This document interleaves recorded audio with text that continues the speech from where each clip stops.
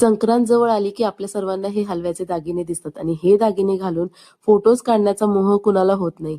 तोच मोह मला सुद्धा झाला होता. हे सर्व दागिने ताईंनी माझ्यासाठी बनवून आणले होते. रात्री सगळं रेडी करून ठेवलं आणि सकाळी लवकरच माझ्याकडे आल्या होत्या. जेवण वगैरे आटपून आम्ही सगळी तयारी करायला घेतली. छान अशी हेअरस्टाईल केली त्यांनी माझी. नंतर बर्फीची सुद्धा अशा प्रकारे हेअरस्टाईल केली. अगस्त्यही रेडी होता आणि अशा प्रकारे छान असं आमचं फोटोशूट फायनली त्या तिळगुळांच्या गोडव्यासोबत सुरू झालं.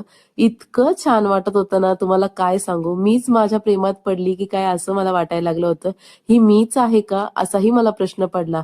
आणि खरं सांगायचं तर गेले 9 वर्षांपासून माझी ही इच्छा होती. ज्यावेळेस आमचं लग्न झालं त्यावेळेस मला मकर संक्रांत अशा प्रकारे सेलिब्रेट करायची होती. पण असो, नवरा हौशी असला ना की सगळं काही होतं पॉसिबल. एवढ्या गोष्टीवरती माझा तर विश्वास आहे. आज 9 वर्ष झालीत आमच्या लग्नाला. आमची ही 9वी मकर संक्रांत आहे.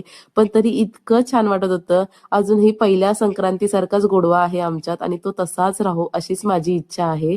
खूप भारी वाटत होतं. खूप सारी मजा मस्ती कॉमेडी करत करत आम्ही हे सगळं शूट घेतलं. इतकं छान वाटत होतं. मला तर खूप लाजायला येत होतं. म्हणजे नवी नवरी असल्यासारखंच फील येत होता. असो, पण मला ही 2 गोड गोड मुलं आहेत. आम्हा सर्वांकडून तुम्हाला संक्रांतीच्या खूप खूप शुभेच्छा. आणि हो, आम्ही दोघांनी छान असा कपल डान्स सुद्धा केला. खूप साऱ्या चुका झाल्या, खूप सारे रिटेक्स घेतले.